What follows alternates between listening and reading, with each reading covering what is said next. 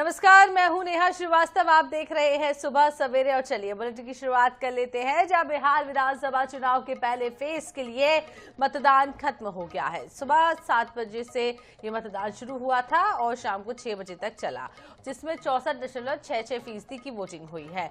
साल 2020 में 56.9% ही वोटिंग हुई थी।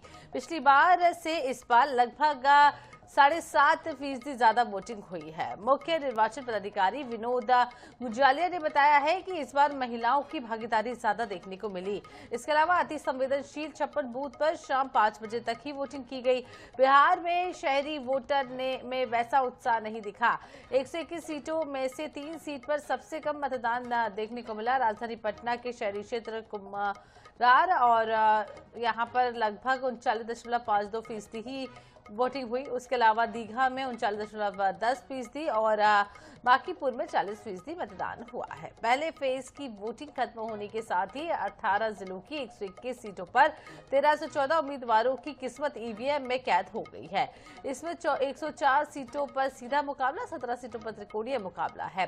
बिहार की 243 सीटों पर 2 फेज में चुनाव हो रहे हैं। पहले फेज में 2 डिप्टी सीएम समेत 164 मंत्रियों की साख ताक पर है। इसके अलावा 10 हॉट सीटें हैं, जिसमें तेजस्वी यादव, तेज प्रताप यादव, सम्राट चौधरी, विजय कुमार सिन्हा, अनंत सिंह समेत कई बड़े नाम शामिल हैं। बिहार विधानसभा चुनाव के नतीजे 14 नवंबर को आएंगे। वहीं बिहार में मतदान के दौरान डिप्टी सीएम विजय सिन्हा के काफिले पर हमला भी हुआ। विजय सिन्हा का आरोप है कि ये हमला आरजेडी ने कराया है। उन्होंने बूथ कैप्चरिंग की कोशिश की बात कही। डिप्टी सीएम के साथ ही सीपीआई-एमएल के विधायक पर भी हमला हुआ है। सारण जिले के जैतपुर में सीपीआई प्रत्याशी डॉक्टर सत्येंद्र यादव की गाड़ी में भी तोड़फोड़ की गई।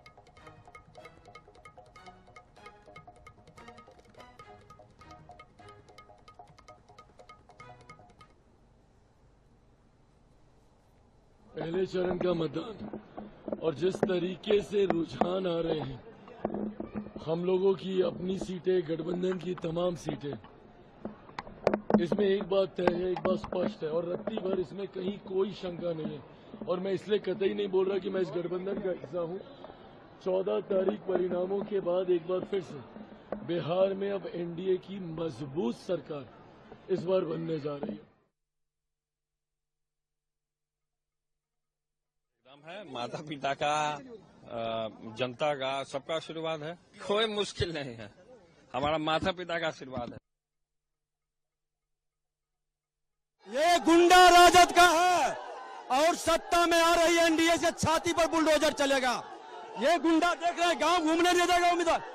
विक्ट्री जीत रहे हैं, विजय सिन्हा जीत रहा है। ये राजद का, जादव का गुंडा है, राजद समाज का। अच्छे जादव लोग को विजय वोट देने दिया और राजद का गुंडा राज कायम करना चाहता है। इन गुंडों के छाती पर बुलडोजर चलेगा।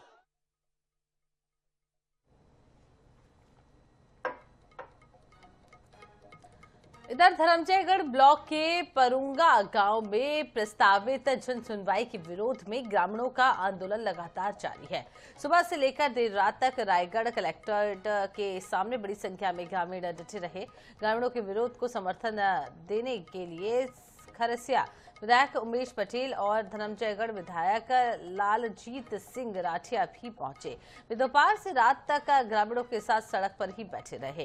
ग्रामीणों का कहना है कि जब तक प्रशासन जनसुनवाई निरस्त करने की घोषणा नहीं करता, तब तक उनका विरोध जारी रहेगा। उनका पुरजोर विरोध है कि जो अडानी कंपनी पुरोंगा के आसपास में जितने गांव ले रहा है, उसको विरोध करने के लिए हम लोग जंगल जमीन को बचाने के लिए हम लोग तैयार हैं। हम हाथी को पाल के रखे हैं, हम हाथी की देखभाल करते हैं, हम खेती बाड़ी करते हैं। हम अपनी जमीन को किसी अन्य व्यापारी जो अडानी है आ रहा है उसको हम देना नहीं चाहते और धोखे से हम लोगों के पास आ रहा है। हम लोग उसका पुरजोर विरोध करते हैं। 11 नवंबर को जो पुरुंगा में जन सुनवाई होने वाला है, उसको निरस्त करने का मांग लेके आए हैं। हम जन सुनवाई नहीं चाहते हैं किसी भी कीमत पर। बोल तो रही हूँ सर, संवैधानिक तरीके से हम लोग लड़ाई करेंगे। यहाँ हमारी सुनवाई नहीं होगा तो हम न्यायालय का दरवाजा खटखटाएंगे। अब 2 बार हो चुका, हम लोग यहाँ आए हैं, डीएम के पास भी गए थे, कोई सुनवाई नहीं हो रहा है। हम लोगों का बात का कोई वैल्यू नहीं है। मतलब हमें संविधान में जो अधिकार दिया है उसका क्या मतलब निकल, कोई मतलब तो निकल नहीं रहा है। यहाँ पुरंगा, सामरसिंगा और तेंदुमुड़ी ये तीनों गांव में कोल खदान खुलने वाला है, जिसकी जन सुनवाई 11 तारीख को है। और गांव वालों का ये कहना है कि ग्राम सभा का प्रस्ताव है ही नहीं, ग्राम सभा का प्रस्ताव ये लोग किए ही नहीं है। अगर नहीं किए हैं तो तुरंत जन सुनवाई कैंसिल होनी चाहिए, और अगर है तो वो फर्जी है बता रहे हैं। तो फर्जी होगा तो उसको भी जांच करा के उसको ठीक कर लिया जाए, और फर्जी होगा तो कैंसिल कराया जाए। गांव वालों को कुल मिला के ये मांग है कि हम अपना जल जंगल जमीन नहीं देना चाहते, इसलिए इसको बंद किया जाए। 7 से 8 गांव के लोग आज पहुंचे हुए हैं, सुबह से ही पहुंचे हुए थे। आप देख सकते हैं किस तरह से यहाँ पे ये रात का समय हो चुका है और पूरे देखिए किस तरह से थक लोग सब बैठ चुके हैं। और इनकी मांगे सिर्फ यही है कि जन सुनवाई को रद्द किया जाए। सुबह से अभी रात हो गया, लगभग हो गया, अभी तक भी लोग बैठे हुए हैं, सोए हुए हैं, थक गए हैं, लेटे हुए हैं। लेकिन अभी तक इनकी एक मांगे कि कलेक्टर पहुंचे और उनकी बातें सुने। सीधे ग्रामीणों से बात करेंगे क्या मांगे हैं और क्या चाहते हैं ये लोग। क्या चाहते हैं आप लोग? इतनी रात हो गई बैठे हैं। हाँ, हम जन सुनवाई रद्द करने के लिए साथ चाहते हैं। जन सुनवाई 11 तारीख को निरस्त करे कह के हम चाहते हैं। कितने समय से आए हैं? अभी रात भी हो गई है। हम सुबह से आए हैं, सुबह से यहाँ आए हैं, घर से निकले हैं सुबह से, खाना वाना कुछ नहीं खाए हैं। देखिए ये लोग सुबह से आ चुके हैं और रात अभी तक खाना पीना कुछ नहीं खाया, अब यही बैठे। इनकी मांगे यही है कि जन सुनवाई को रद्द किया जाए, सीधे बात। और क्या चाहते हैं आप लोग? अभी किसी से बात हो पाई, चर्चा हो पाई? अभी नहीं हुआ है बात। वो SDM लोग आते हैं और उन लोग कहते हैं ये ऊपर से आदेश है कह के। ग्राम में ग्राम सभा भी नहीं किए हैं, इसमें मनमोनी कर रहे हैं लोग। देखिए लोग सुबह से 11 बजे से आ चुके हैं, लग रहा खाना पीना खाए ना कुछ खाए हैं। सीधे युवा हैं, उनसे बात करते हैं। भैया किस तरह से कब से आए आप लोग? क्या चाहते हैं आप लोग? मांग क्या है आपके? हमारे कुछ मांग नहीं है। कैसे? क्या मांगे आप लोगों की? क्यों? हम लोग का कुछ मांग नहीं है, बस हमारे यहाँ जो कंपनी आ रही है वो मत आए, बस इतनी डिमांड है और कुछ नहीं है। हाँ, सुबह से आए हैं। हाँ, सुबह से आए हैं। महिलाएं भी किस तरह से बैठी हुई हैं। ये लोग 11 बजे से आके अभी तक देखिए किस तरह से महिलाएं भी यहाँ पे बैठी हैं। लगभग ये देख सकते हैं किस तरह से अभी तक खाना खाया ना पीना कुछ नहीं हुआ इन लोगों का, बैठे हुए हैं। सीधे इनसे पूछते हैं कि क्या मांगे इन लोगों की। दीदी क्या मांगे आप लोगों की? क्या चाह रहे हैं आप? क्या चाह रहे हैं आप? बताइए क्या मांगे तुम्हारे? क्या चाहत हो? हम जल जमीन हमारा है, हम अडानी को भगाना चाहते हैं। कब से बैठे हुए हैं? कितनी समस्या आ रही है आपको?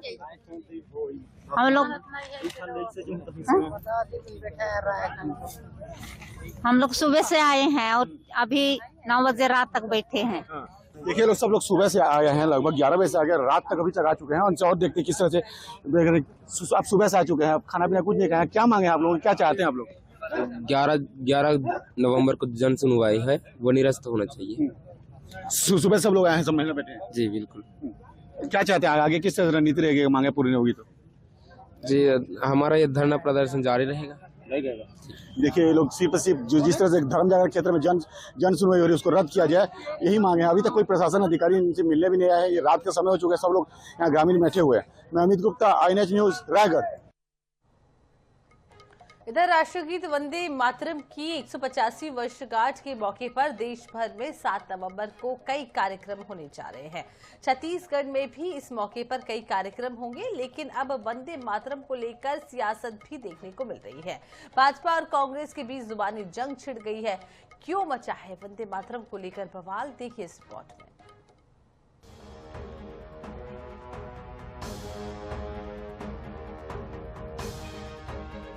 भारत की आजादी के पहले वंदे मातरम हर भारतवासी के लिए मां भारती की आराधना का मंत्र था।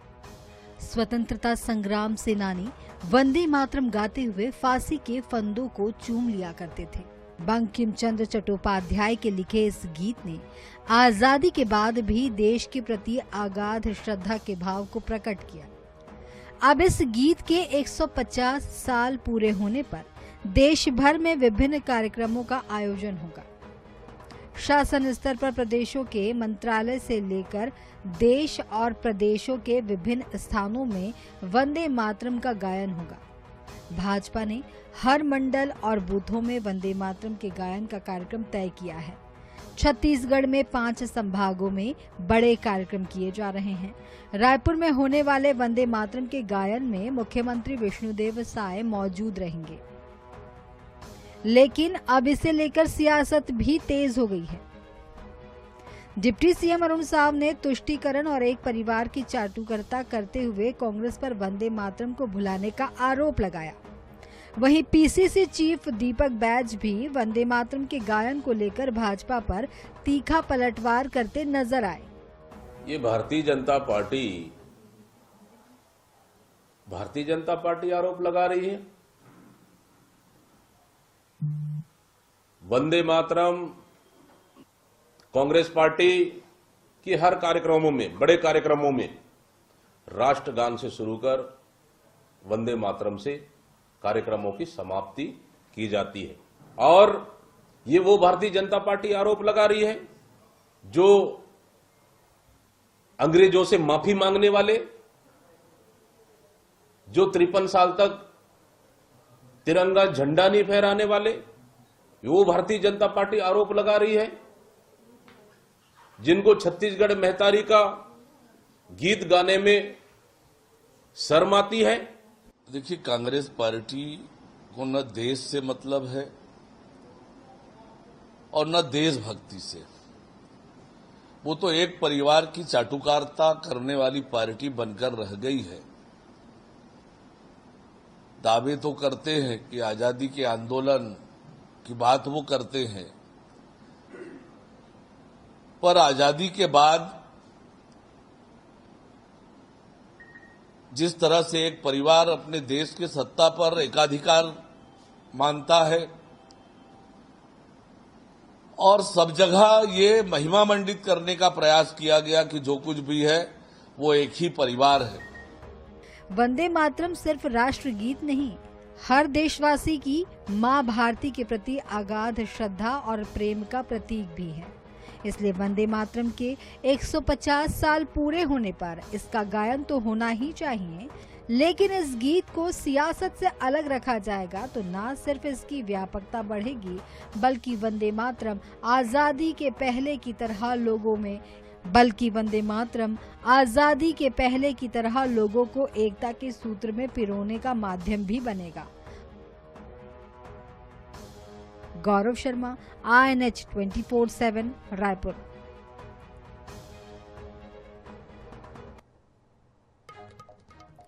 इधर धान का कटोरा कहे जाने वाली छत्तीसगढ़ में धान खरीदी को लेकर सियासत एक बार फिर से शुरू हो गई है।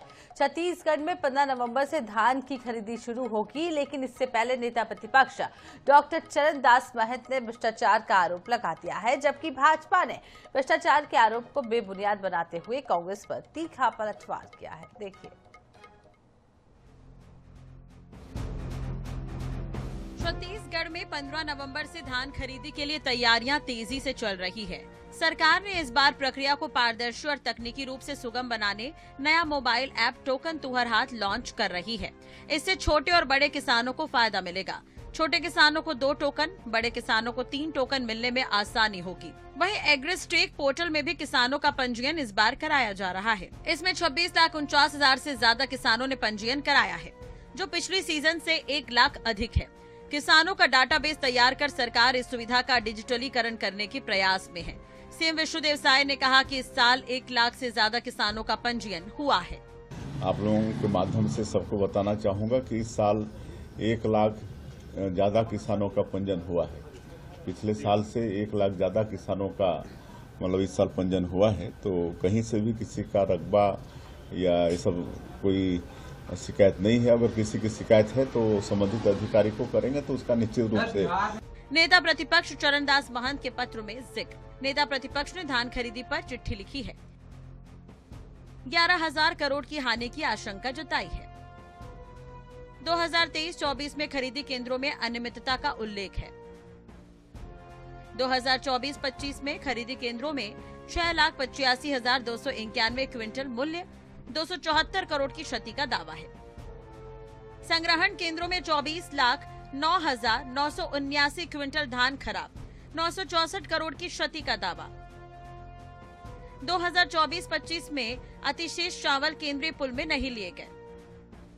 2 करोड़ 20 लाख क्विंटल धान का विक्रय लागत से अधिक मूल्य पर करना पड़ा।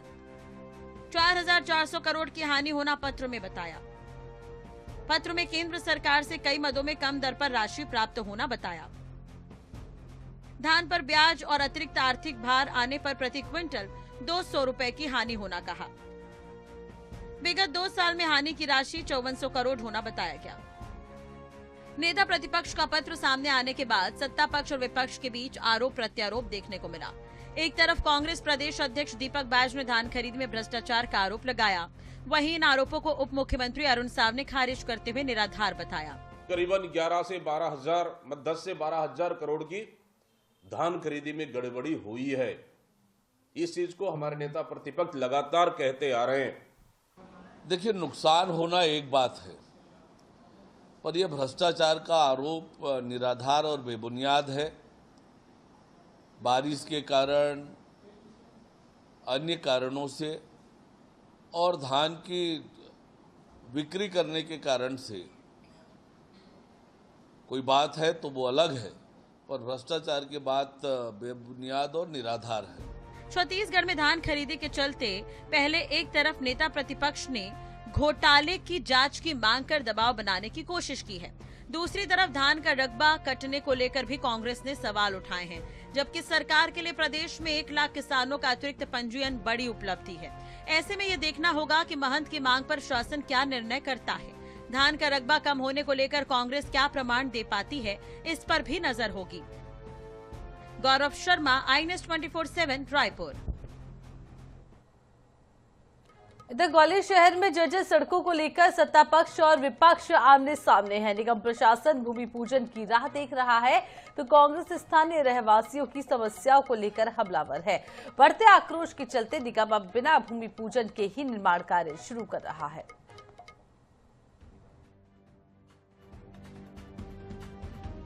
स्थानीय रहवासियों के विरोध को देखते हुए ग्वालियर निगम प्रशासन अब एक्शन मोड में है।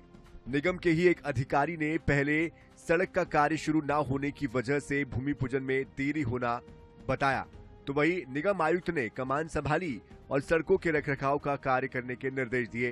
कांग्रेस लगातार इस मामले को लेकर हर मोर्चे पर सरकार को घेरने का प्रयास भी कर रही थी। सरकार केवल दिखावा कर रही है। गड्ढों के जब कांग्रेस की सरकार थी, तमाम लोग भारतीय जनता पार्टी के गड्ढे में, सड़क में गड्ढा, गड्ढा में गड्ढा, तमाम तरह की बातें करते थे। आज क्या हालत है?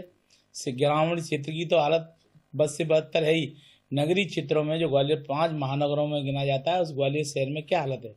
तो सरकार की दृढ़ इच्छा नहीं है। सड़कों की दुर्दशा नहीं है, शहर की भी बहुत दुर्दशा है।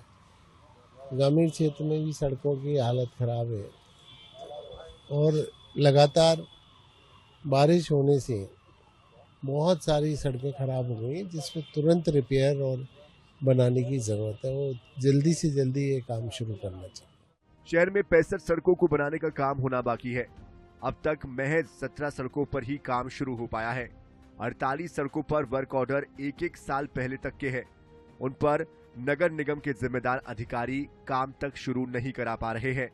लेट लतीफी का आलम यह है कि लोक निर्माण विभाग और निगम के अधिकारियों में आपस में समन्वय नहीं है, जिसकी वजह से देरी पर देरी होती जा रही है, जिसके चलते सड़कों की हालत में कोई सुधार नहीं हो पा रहा है। जावेद खान, INS 24/7 ग्वालियर। इधर बिलासपुर ट्रेन हादसे में 12 लोगों की मौत और 20 से ज्यादा घायल होने की पुष्टि हुई है। इसी बीच हादसे की प्रारंभिक जांच रिपोर्ट भी सामने आ गई है, जिसमें ट्रेन के ड्राइवर विद्यासागर को दोषी पाया गया है। रिपोर्ट के मुताबिक ड्राइवर ने मोड़ पर रेड सिग्नल को येलो समझकर स्पीड बढ़ा दी और जांच में यह भी सामने आया है कि महीने भर पहले ही ड्राइवर को पैसेंजर ट्रेन चलाने की जिम्मेदारी सौंपी गई थी, जबकि इससे पहले वह मालगाड़ी चलाता था। हादसे के बाद रेलवे प्रशासन ने पूरे मामले की विस्तृत जांच के आदेश दे दिए हैं और घायलों का इलाज जारी है।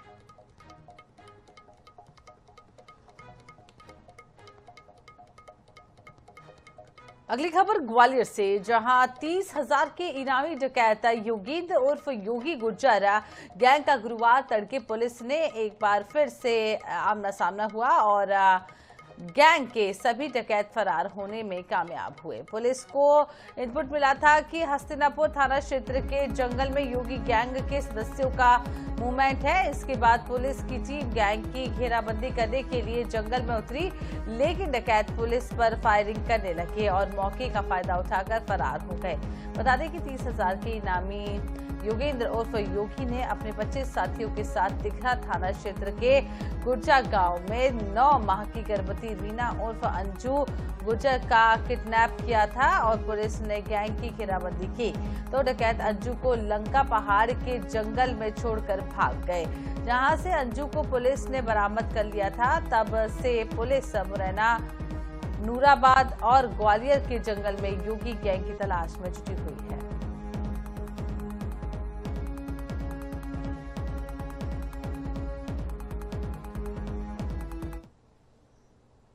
ये जो घटना हुई थी इसके बाद से लगातार फरार हैं। इनकी गिरफ्तारी के लिए कई पुलिस पार्टी हमारी काम कर रही हैं। तो कल लेट नाइट ये इनपुट मिला था कि इनकी उपस्थिति हस्तिनापुर थाना क्षेत्र के जंगलों में देखी गई है। इमीडिएटली इनकी गिरफ्तारी के लिए विशेष टीम बनाई गई, उसमें सीएसपी नागेंद्र सिकरवार और उनकी पूरी टीम भेजी गई थी। ये हमारे प्रमुख टारगेट हैं और लगातार हमारी कार्रवाई जारी है। जल्दी इनकी गिरफ्तारी सुनिश्चित की जाएगी। एक तरफ जहां सरकार बच्चों की सेहत को ध्यान में रखते हुए मिड डे मील योजना चलाती है, तो दूसरी ओर जमीनी स्तर पर स्कूल प्रबंधन ही इस योजना का पतीला लगाते हुए नजर आते हैं। जी हां, आपको बता दें कि ताजा मामला मध्य प्रदेश के श्योपुर से सामने आया है, जहां स्कूली बच्चों को रद्दी कागज और जमीन पर खाना परोसा गया है। बताया ये भी जा रहा है स्कूल में बच्चों को खाने के लिए प्लेट नहीं मिली थी, इसके कारण बच्चों को रद्दी के कागज पर खाना दिया गया और इस मामले का वीडियो अब सोशल मीडिया पर जमकर वायरल हो रहा है, जिसमें देख सकते हैं बच्चे जमीन पर परोसे गए रद्दी कागज पर खाना खाते हुए दिखाई दे रहे हैं। और इस मामले में एक बार फिर INS 24/7 की खबर का असर हुआ है। वीडियो वायरल होने के बाद कलेक्टर अर्पित वर्मा के निर्देश पर हुलपुर शाला प्रभारी भोगी राम धाकर निलंबित कर दिया गया है। साथ ही स्व सहायता समूह का अनुबंध निरस्त BRC और CAC को भी नोटिस जारी किया गया। INS न्यूज ने इस खबर को प्रमुखता से दिखाया था। मंडला में कान्हा नेशनल पार्क से मन मोह लेने वाली एक तस्वीर सामने आई है, जहां नाइट सफारी के दौरान पर्यटकों को बाघिन के साथ शावकों का दीदार हो गया। इस मनमोहक दृश्य को पर्यटकों ने कैमरे में कैद कर लिया। वीडियो में शावक का अटखेलियां खेलते हुए नजर आ रहे थे। फिलहाल इस मनमोहक नजारे का वीडियो अब सोशल मीडिया पर वायरल हो रहा है।